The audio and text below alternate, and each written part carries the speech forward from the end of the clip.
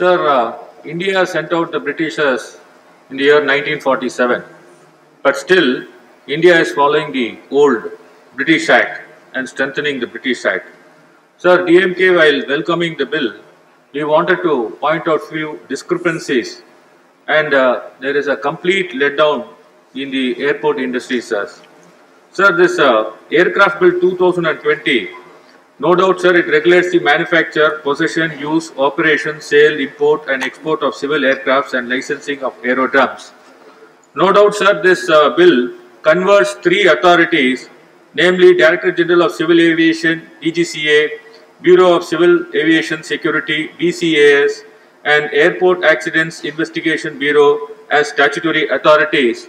And they entrust certain functions, sir, under Section 4A, 4B, and 4C.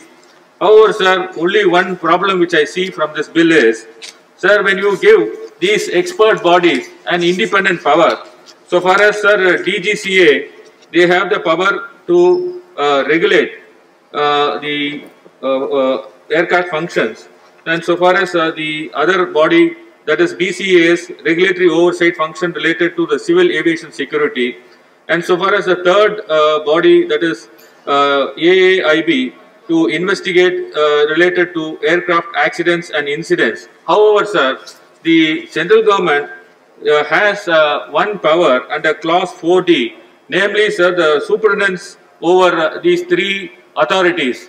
Sir, my humble request would be, sir, when there are the expert bodies which you have given a separate powers for these three bodies, why do you have this superintendence power over three expert bodies and issuing directions to them? So I would only request the Honorable Minister to kindly reconsider this Section 4D is concerned. Sir, so far as this airports industries is concerned, sir, I wanted to bring to the kind attention of Honorable Minister that though in 1994 the private aircrafts were introduced into the Indian airspace, however, for past 26 years, sir, they are not able to sustain in the airfield, and we have seen many private airlines running into losses like Jet Airways, Air Deccan, Kingfishers.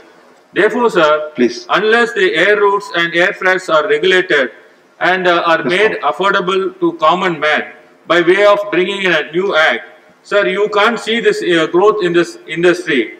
Sir, so far as Chennai is concerned, sir, it is one of the major metropolitan city in India. Sir, Chennai doesn't have an international airport like that of Delhi or Hyderabad.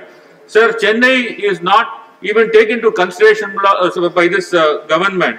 So I only request let the Chennai airport be developed to the international standards. Apart from Chennai airport, there are other airports be developed in Tamil Nadu, namely Madurai, Trichy and Coimbatore. One more submission, sir. One more. Thank you now. You have brought one scheme called as Regional Air Connectivity Scheme.